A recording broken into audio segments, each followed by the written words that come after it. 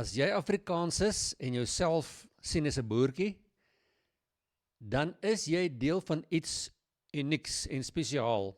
En ek bedoel nie ons is beter as ander mense of ander volke nie, maar daar is iets uniek aan ons geskiedenis. En vandag is ek baie opgewonde om iemand aan jou voor te stel wat baie meer van die Afrikaner geskiedenis weet as ek. En ons gaan praat hoofsaaklik oor, veral uit 'n Christelike oogpunt, die invloed van 'n spesifieke geleentheid in ons geskiedenis, naamlik Bloedrivier. Baie interessante klomp feite. Jy moet dit nie mis nie, so kry vir jou 'n koffietjie en dan skuif jy nader en ek stel jou voor aan my gas vir vandag. Radio Nuwe Lied, bron van hoop en waarheid. Jou Christelike lewenswyse radiostasie. Klets met Corneille, gesels saam oor alles en nog wat.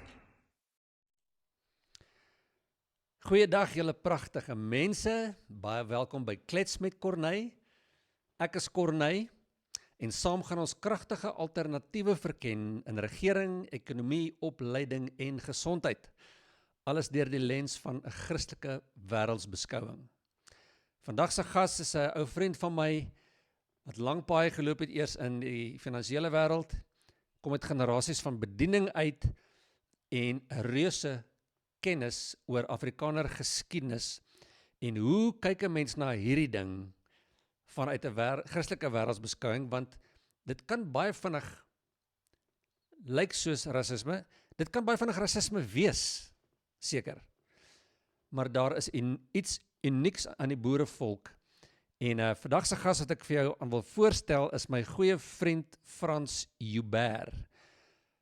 Ek en Frans het hierdie ding probeer aanpak met 'n lewende gesprek wat ek opgeneem het, maar hy is in 'n baie ver deel van die wêreld op hierdie stadium en tegnies kon ons dit net nie maak werk op 'n sinvolle manier sodat julle die inligting kan kry mooi genoeg, kom ons noem dit net dit nie. Dit was tegnies net nie moontlik nie. So, ons het hom nou aangepak op 'n nuwe manier wat hy die ding opgeneem het vir ons. So ek kan nou dan dalk induik in 'n eiertjie lê, maar hierdie is die gesprek wat ek met Frans gehad het en ons het dit nou op 'n manier wat jy net in een stuk kan kry, laat dit luisterbaar is. So, ek stel vir jou voor aan my vriend Frans Joubert. Baie dankie Corneille vir die geleentheid om met jou te kan praat. Baie dankie vir die uitnodiging en vir die onderhoud. Ek stel dit hoog op prys. Ja, Corneille, die hele Bloedrivier issue het met my begin. Jy weet, ek het maar opgegroei soos die meeste Suid-Afrikaners. My ouers het, toe ons se kinders was, Bloedrivier die dag soos 'n Sondag hanteer. En jy weet, ons is almal moes nou maar goeders geleer daar rondom op skool in die apartheidsdae.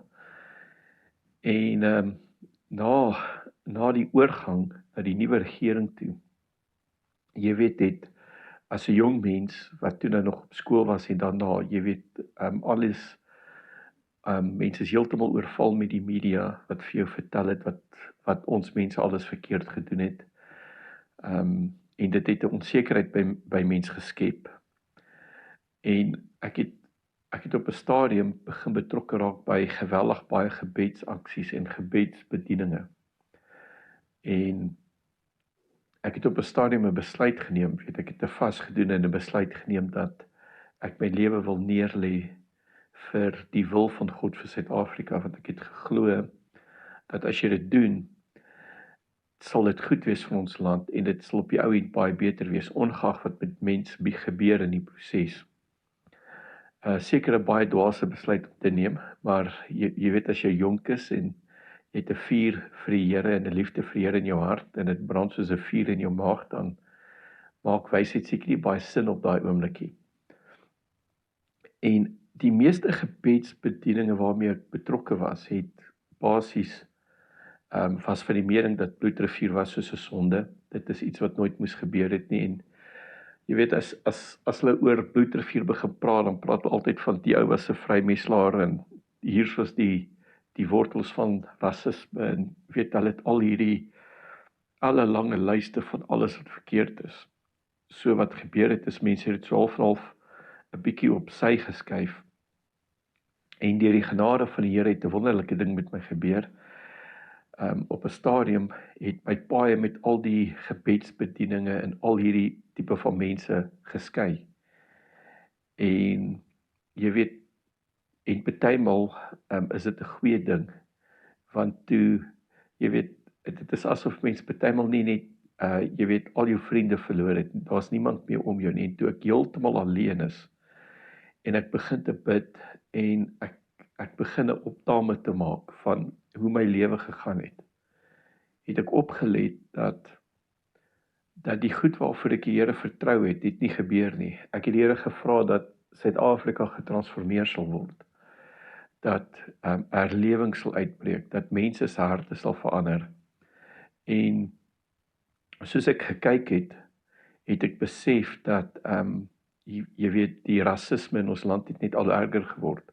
So ek sal baie keer byvoorbeeld die radio aangesit en dan hoor ek hoe swartes net oor die radio praat van hulle gaan elke blanke doodskiet, hulle moet al die blankes in die see injaag en sulke goeders. Dit was op daai stadium algemeen oor die radio gewees. En ek het begin om die Here te vra, wat het verkeerd gegaan? Wat is die ding wat ek gemis het? Want ek het gedink, as ek sondebelydenis doen, sal dit alles verander en dit het waarde en dit maak 'n verskil, maar dit het nie die verskil gemaak waarvoor ek die Here vertrou het nie. En ek het gedink as ek al hierdie tipe van dinge doen, sal 'n groot verandering plaasvind, maar dit het nie. Want al wat ek gesien het is dat die rasisme en die haat veral teenoor blankes en teenoor myself net al hoe meer geword het. En dat die land, jy weet, ek kon al 10 jaar terug sien, en ek het 10 jaar terug, 20 jaar terug al besef dat die ekonomiese stelsel van die land, die ekonomiese uitkyk van die regering is onuithoudbaar, en ek het besef dit gaan in duie stort. En ek het begin regtig die Here aanroep en begin vra, Here, wat het ek gemis? Wat is die ding wat ek gemis het? En in daai tyd, waar niemand by my is nie, het die Heilige Gees net duidelik met my begin antwoord en my begin praat, dit wat ek gemis het rondom Suid-Afrika's Boetrivier. En die Here het vir my gesê dat die fondasie van Suid-Afrika's Boetrivier. En ek moet vir jou sê, dit was 'n baie groot skok vir my gewees. Ek het 'n paar weke in die lug geloop, so dit vir my gevoel, om dit te kan verwerk, want alles wat ek op daai stadium in deur die gebedsbedieninge en al die tipe van goed geleer het, was alles uiters negatief teenoor die boervolk. En ek gebruik daai woord boervolk, want dit is wie ons eerste genoem is. Dit is ons eerste identiteit, voor alles begin verkeerd gaan het. So ek moes toe op 'n stadium begin teruggaan en begin sê, reg Here, wat is so belangrik aan Bloedrivier, want as jy Bloedrivier genoem het my boerehart begin, het my boerehart begin in beweging kom, want dit beteken tog vir ons iets, reg? En ek het direkte familie wat in daai geslag geveg het. So ek moes toe 'n besluit neem. Is hierdie waar, is dit reg en is dit van die Here af, en wat was die doel van die Here met dit? Hoekom almal wat ek ken, jy weet, by die kerke, al die kerke het skielik nie meer geloofsdienste gehou nie, of hulle het dit begin sy stap met alle geweld. Al die gebedsbediening en groot godsmanne en vrou wat ek geken het dit vir my, en die wat dit nie vir my het nie, gesê dis nie van die Here nie. So ek moes 'n besluit maak, wat is dit? En jy weet, dit was in daai tyd wat op 'n stadium 'n paar jaar na hierdie ondervinding, seker so 5-6 jaar later, het ek oom Johan Zietsman ontmoet daar in Warmbad, wat my baie mooi my aandag teruggevat het na Bloedrivier toe, en deur sy historiese kennis na 65 jaar van om ons geskiedenis op te swat, het die oom my 'n paar goedjies gewys daarop en dit het regtig net my fokus daarna toe gevat en my laat verstaan hoekom Bloedrivier so belangrik is. En ek dink die grootste ding van wat mens moet besef is dat ons voorouers het uit Europa uitgevlug vir hulle godsdiens. In Europa het hulle gesterf vir hulle godsdiens. Hulle het gesterf vir die naam van die Here. Hulle het gesterf vir wat hulle aan glo. Die Franse Hugenote het 'n geweldige herlewing beleef.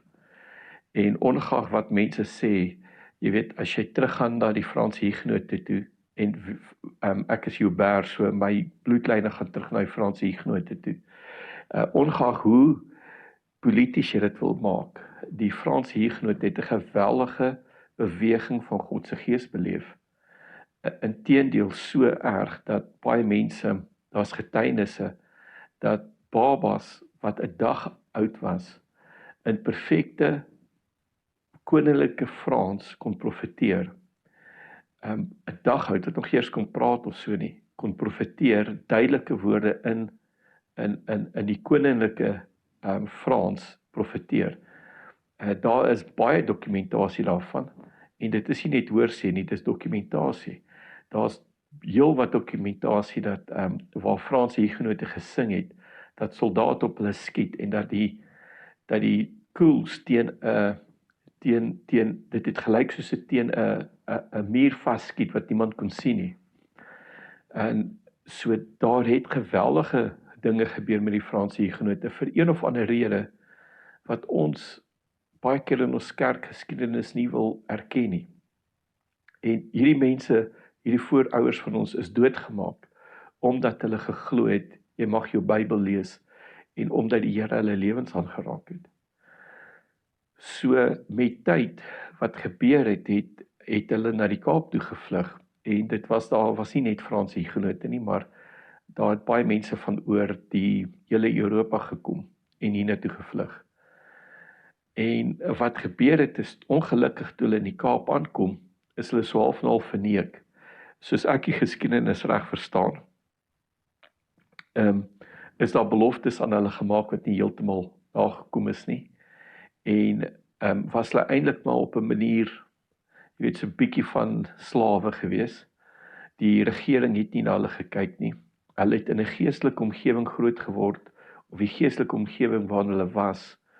Jy weet, op daai stadium is dominees aangestel deur die goewerneur en die kerkraad is aangestel deur sy goedkeuring. So mense is gesê wat hulle moet preek, dit was 'n ander soort geestelike omgewing. En hierdie mense, ons voorouers, die boervolk, het absoluut geglo aan God en nie daarvoor gestaan nie. Hulle het nie toegelaat dat 'n kerk hulle beheer wat nie werklik geleef het en gehandel het volgens die woord van God nie. Hulle kon nie hulle geloof uitleef nie en saam met dit het die regering van die Kaap hulle eintlik heeltemal agterweeg gelaat. Hulle heeltemal vermy en heeltemal sleg hanteer met hoë belastings en jy weet al sulke tipe goed. Daar was verskriklik baie goed wat daar gebeur het.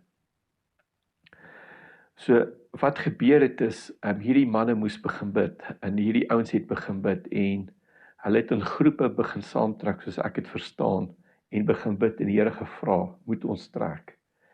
En julle weet hierdie ouens is deur hulle eie lande verwerp, hulle is deur hulle eie regerings verwerp, eintlik deur hulle eie kerke verwerp. En hulle het geen manier om vir God te kan leef nie. Onthou toe ons voorouers uit Europa uitgevlug het hulle hiernatoe gevlug, want hier in die Kaap kon hulle 'n nuwe begin maak en kon hulle die Here dien. En nou skielik is hulle in 'n plek waar jy nie die Here kan dien nie, want die dominee en die hele kerkraad word aangestel deur die goewerneur, wat vir hulle vertel hoe gepreek moet word en wat hulle, so as jy jou Bybel lees, kan jy dit nie doen nie. So ons volk op daai stadium was mense wat uiters gelowig was.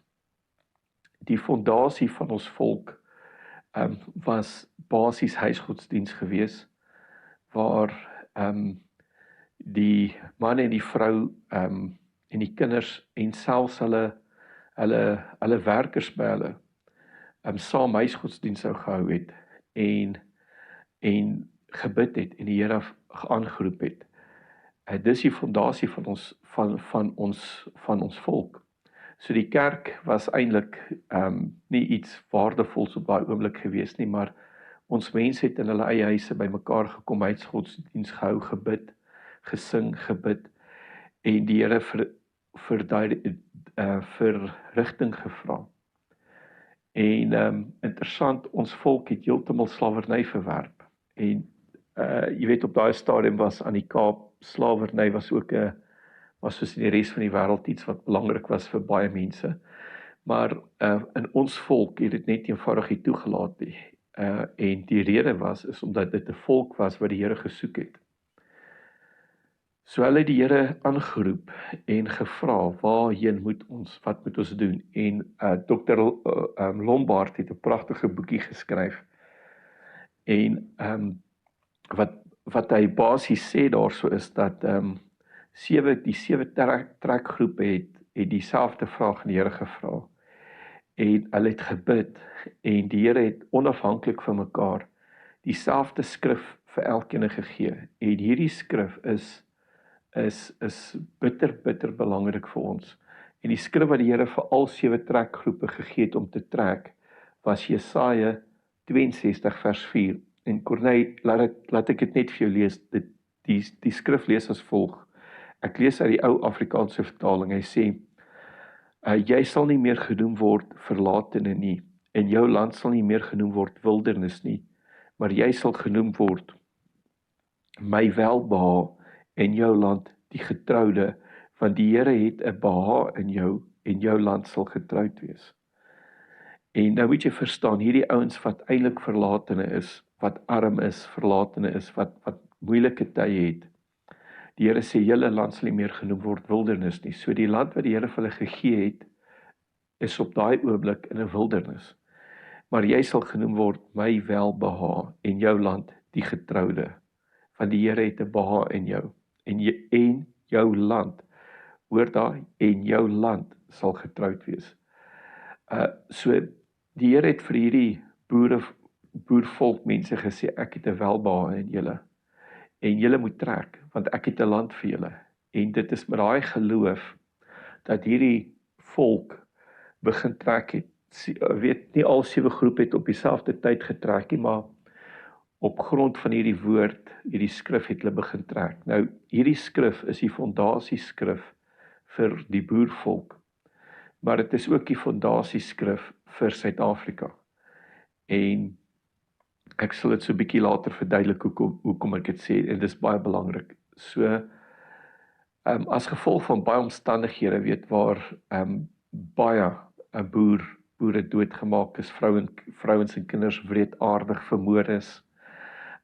Hierdie boervolk, 'n groep mans, laar opgeslaan, en daar's baie omstandighede daarin wat gebeur, en het hulle laar opgeslaan by wat vandag genoem word Bloedrivier.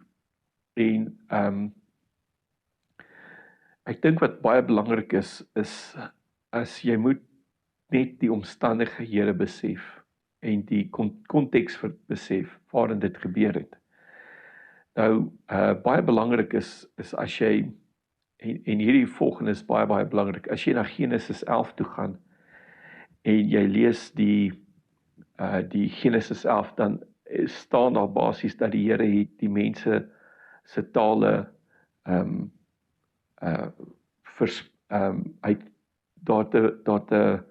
dat mense het verskillende tale gekry, wat dan gemaak het dat hulle sou begin uitsprei het.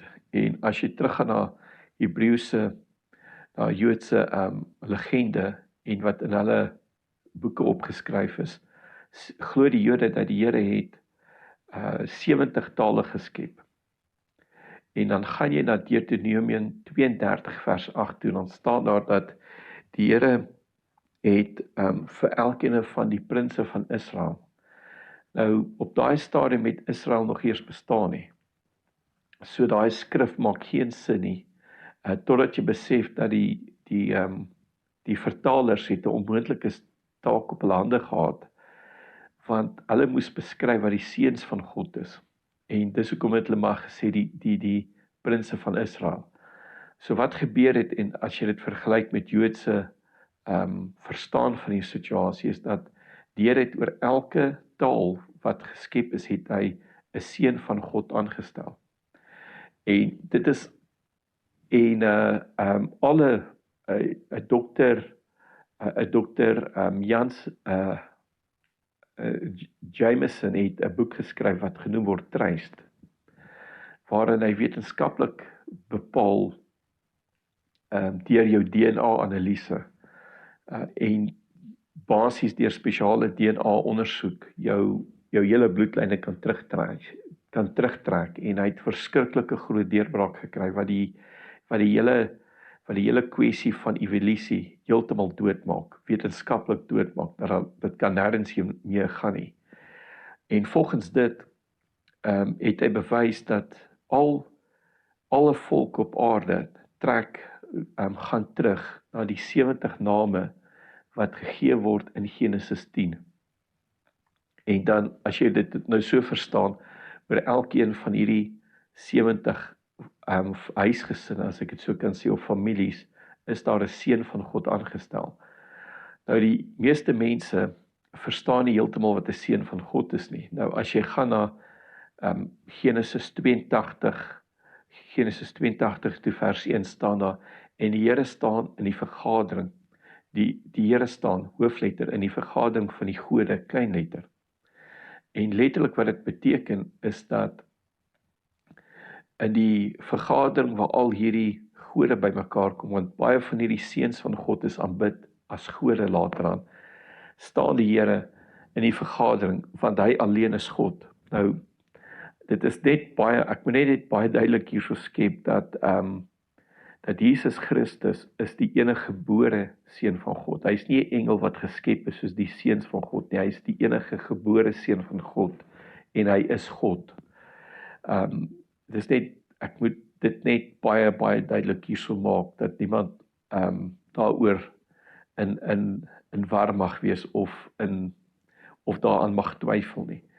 Dit is bitter belangrik om dit te verstaan.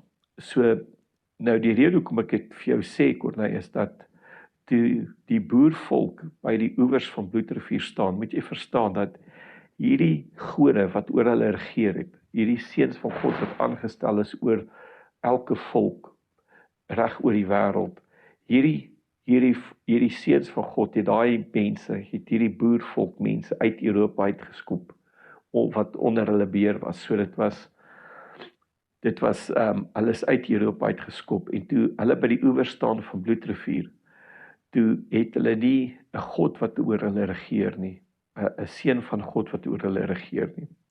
Hulle het nie 'n regering gehad wat oor hulle regeer nie, en ook nie 'n kerk nie, want die kerk het hulle verwerp. En nou, toe die trek begin gebeur het die gouverneur die kerke gemaak om 'n edik uit te vaardig, waar hulle vir die bevolkings, die swart bevolkings gevra het dat as die waans meer as 3 waans is, om hulle aan te val en uit te wis.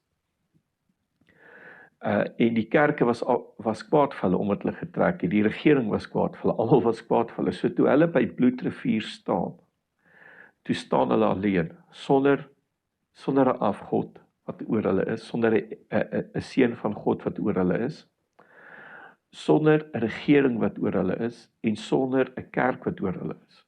Hulle het heeltemal alleen gestaan, en voor hulle het daar 'n groot Zulu weermag gestaan wat gekom het.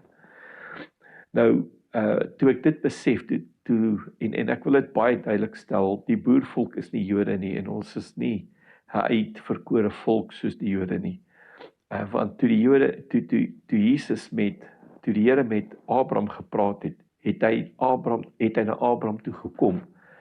Maar wat ons gedoen het, is ons het na die Here toe gekom. Ons het na die skepper van die hemel en die aarde gegaan vir hulp. En dit maak dit heeltemal anderste. So toe ons by hierdie oewer staan, het ons vir 7 dae 'n gelofte gemaak aan die Here. En daai gelofte was in die vorm van 'n gebed. En dit was nie op mense afgedwing nie, want dit was 'n saak van van oordenking. Dit was 'n geloofsaak vir elkeen van hierdie manne wat daar in daai laar was. Daar was 'n klompie ouens wat nie eers daai gelofte afgelê het nie, omdat dit nie heeltemal reg gesit het in hulle harte nie. En van daai manne het na die slag op hulle knieë gegaan en daai gelofte afgelê, want hulle het die hand van God gesien. So die manne wat daar was, het hierdie gelofte afgelê, en wat belangrik is die ouens wat daai gelofte afgelê het, was almal van hierdie volk, die boervolk. En weer eens die rede hoekom die Here die boervolk hierdie gelofte laat aflê het deur sy wyse hand, is dat die Zulus het 'n God oor hulle gehad. Hulle het die voorvadergeeste aanbid. En geen van die ander volke kon daai kleerlingmanne, daai Zulus wat saam met hulle in die kraal was, daar was verskeie nie blankes, hulle kon nie daai gelofte afgee nie, want hulle het 'n ander God oor hulle gehad, wat oor hulle regeer het, maar die boervolk het net die Here gehad. En dit laat my so dink aan, toe die Here beskryf hoe hy Israel gekry. Die Bybel sê, die profeet profeteer en hy sê, Israel, toe ek julle gevind het, sê die Here, toe was julle soos 'n baba, wat in julle eie bloed gelê het, besig om te sterwe. En ek het julle opgetel, en julle na aan my getrek, en ek het julle geklee met ereklere. En dit is wat die Here met ons gedoen het. Toe ons daar by Bloedrivier staan, toe sien die Here, ons is die kleinste volk in die wêreld, ons is die kleinste volkie, en dat ons gaan nou uitgewis word. En soos hy by Israel gestop het, daai dag, toe hy hoor hoe ons hom aanroep, toe het hy ook by ons gestop. En hy het onthou wat hy vir daai lare gesê het, dat ek het vir julle land, en julle land sal nie meer genoem word wildernis nie. So toe ons die Here aanroep, toe die Here dit alles onthou, en hy het geantwoord. Nou, die antwoord van die Here was geweldig geweest. En Corneille, dit is interessant dat as jy die amptelike dinge van Bloedrivier lees, wat ek baie min glo, dan sien jy dat hulle almal praat van, daar was omtrent 16.000 Zulus. Maar as jy met die Zulus praat, en jy kyk na Zulus wat skryf oor Bloedrivier, dan kom jy agter dat hulle getalle wissel van om en by 30.000 tot 70.000, afhangende van wie jy lees. So, weet 16.000 is baie konservatief. En dan as jy na die Zulus toe gaan, weet die amptelik sê daar's 3.000 dood, en jy gaan na die Zulus toe, dan praat hulle van tot 28.000 is dood. Afhangende weer eens van waar jy lees en na wie jy kyk. So dit laat jou by hierdie vraag staan, jy weet, en as jy baie keer dit laat jou by hierdie vraag staan, en dit laat jou wonder, wat gaan nou hier aan? Weet, wat is waar? Wie glo jy? En wat my geruk het van Bloedrivier is, daar verskriklik baie wonderwerke plaasgevind, soos meeste van julle sal weet. Maar daar was een ding wat toe ek meer en meer Bloedrivier begin bestudeer, was daai een ding wat my hart aangegryp het. En dit was die volgende. Nou, is die Zulus toe hulle gegaan het vir die oorlog. Hulle was reg vir ons. Nee, dit was, hierdie was die beste weermag nog ooit. En dit is 'n weermag wat kon oorlog maak. Hulle het geweet hoe om te veg, en jy weet, hulle het soos hulle maar altyd maak, weet hulle voorvadergeeste aangeroep, want dit is deel van hulle kultuur van oorlog. So, hulle het gekom om die boere uit te wis. So, in die eerste stormloop, het ons wonder bo wonder oorleef. En ek moet dit net vir julle sê, dat julle die prentjie kan kry. Ons het wonder bo wonder oorleef, wat ons nie eintlik moes oorleef nie. Want omtrent 100 jaar later, toe is daar 1800 soldate, Britse soldate uitgewis, deur 'n baie kleiner mag Zulus. En hulle het nie meer voorlaaiers gehad nie, hulle het ordentlike gewere gehad. So dit wys jou net, 100 jaar later, kon 'n Britse professionele soldate, wat oor 1800 was, baie meer as die boere, met baie beter wapens so aanslag nie oorleef nie. So die eerste aanslag van die Zulus, dat ons het oorleef het, was 'n wonderwerk. Maar wat toe gebeur het, is die ouer Zulus, soos ek het verstaan het, teruggestaan, en buite die, as ek hierdie woord kan gebruik, range van ons gewere gegaan. So die boere het manne uitgestuur, wat hierdie ouens basies getart het. En die ouer manne het nie geval daarvoor nie, maar die jonges was nie gelukkig nie. Soos ek het verstaan, en wat later beskryf is deur Dr. van Rooyen, wat 150 Zulus die onderhoude gehad het, wat die dag oorleef het, het hulle almal dieselfde gesê oor die dag, en jy kry dit oral in die Zulu geskiedenis opgeskryf. Dit is oral, dit is algemeen tussen die Zulus, as hulle praat van Bloedrivier, dat jy hierdie inligting sal kry, is die jong Zulus het basies om die laar gekruip en in die lang gras gaan lê. So toe ons weer die veghekke oopmaak om die Zulus te gaan tart, toe staan 8000, om en by 8000 jong Zulus op en storm op die opening in ons laar. Wat beteken is, dis verby vir ons kan dit nie keer nie. En die boere het gepraat en gesê, die Zulus het opgekyk in die hemel in die berge in, en hulle het 'n verskriklike vrees in hulle oë gekry. En hulle het almal soos een man gedraai. Nou, volgens die Zulus, toe hulle opkyk, het hulle 'n weermag op wit perde met wit klere gesien, so ver as wat die oog kon sien. En aan die voorkant van hierdie weermag het die persoon wat voorgehardloop het 'n assegaai van vuur uit sy mond uitgekom. En wat gebeur het, is toe hulle hierdie magtige weermag sien aankom, het dit verskriklike vrees by hulle geskep. Hulle het soos een man gedraai en in die ouer Zulus vasgehardloop. En daarso het hulle mekaar ook begin doodmaak. Nou, as jy so 'n bietjie jou Ou Testament gelees het, dan klink dit alles baie bekend.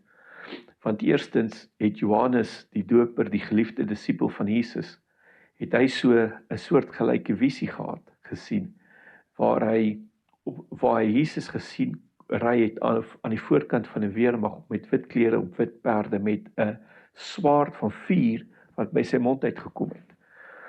En as jy die Ou Testament lees, jy baie keer sien dat die vyande van Israel het benoud geword en hulle het mekaar begin doodmaak uit vrees uit.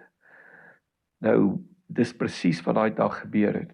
En dis daar waar die geveg geheel en al gedraai het. So ons as boere het 'n groot oorwinning behaal. Was dit alles deur ons, hoe fantasties ons kon skiet? Absoluut nie. Want 400, en kom ons maak dit maar 479 boere, soos ek het verstaan, kon op die meeste dalk 250 van die manskappe kon op een slag skiet, want onthou hulle het voorlaaiers gehad.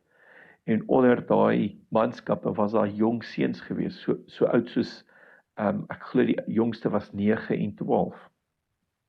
So dit was nie almal net professionele soldate gewees nie. Daar was van daai manne wat baie jonk was. So, jy moet jouself vra, waar is die slag gewen? En daar's net een manier, is as jy teruggaan na wat die Zulus gesê het, dat hulle het hierdie weermag gesien, en hulle het mekaar eintlik begin doodmaak. So, die dag is gewen deur die hand van die Here, vir ons as boervolk. En die groot wonderwerk was, dit is die mees unieke slag, of slag in die geskiedenis van die wêreld, dat so 'n klein groepie mense, wat so 'n oormag teen hulle gehad het, wat in die slag nie een persoon dood is nie. En letterlik die ouens wat Ek dink baie keer as mens luister na stories soos hierdie, dan is dit baie maklik om dit in twyfel te trek, want dit klink soos 'n ver gesog vir baie mense. En ek wil net gou my opinie daaroor gee, en dit is twee dinge. Die een ding is, wonderwerke van watter aard ook al, is waar in my kop, grofweg, waar die geestelike realiteite fisies uitdrukking vind, wat ons nie oor algemeen sien en ervaar nie. Maar as 'n Christen, besef ons tog dat die geestelike wêreld is die groter realiteit, het ek gedink. So as jy glo in 'n God wat 'n geestelike wese is, met wie jy 'n verhouding het, maar jy kan hom nie eers sien nie, dan in my kop verstaan ek nie hoekom mense 'n groot skop het teen die realiteit van wonderwerke, want dit is 'n geestelike ding nie. Jy glo in 'n geestelike wêreld, as jy in God glo, vir 'n begin. Die tweede ding is, wat ek daar wil noem, is dat as jy, ek besef dit, want dit was myself waar, dat ek het myself gesien, kom ons sê maar, hier loop die storielyn van die Bybel, en ek is half parallel aan die ding, ek kyk op hy storielyn, want jy verf het in, dis Bybelse tyd, Bybelse goed, Bybelse mense. Jy sien jouself amper nie as deel van daai nie, tot ek enig besef, maar ek is nie parallel tot hierdie storie nie, ek is binne in daai storie. My lewe, my toekoms en my verlede is deel van die Bybelse storie. Die Bybel is net saamgestel en afgesluit voor ek daar was, maar dit vertel van waar ons vandaan kom, waar die hele storie op pad is, dit vertel van my en jou einde. Ons is deel in daai storielyn. En as deel van in daai storielyn wees, maak dit baie makliker, hoop ek, vir jou om te besef, maar wonderwerke wat in die Ou Testament gebeur het, soos presies hierdie, of soortgelyk aan hierdie minstens, en die wonderwerke in die Nuwe Testament, en die wonderwerke wat in ons lewe gebeur, dis een lyn, dis een God aan die werk in die wêreld. En ek is baie gelukkig, sê ek altyd vir mense, dat ek is as 'n jong Christen reeds relatief baie bonatuurlike ervarings gehad in my lewe, fisies deel van dit en ook gesien en ervaar met ander mense. So, dit het ongelooflik grond onder my voete gesit as 'n Christen. So dat as iemand voor my kom staan en verduidelik van, maar wonderwerke hierdie kant toe en gebed werk nie daai kant toe en al sulke dinge, dan weet ek nie eers waar om te begin beduie nie. Want ek ervaar die goed. Wonderwerk is nie alledaags in my lewe nie, maar is redelik algemeen in my lewe. So om vir my te staan en sê, die goede kan nie, of is nie, of is belaglik. Dit is deel van my lewe. So, ek noem net hierdie vir jou om te sê, dat as jy na sulke goede kyk en luister na die stories en dink, klink vir my soos storieetjies, kan nie 'n wonderwerk wees nie, want dit kon nie.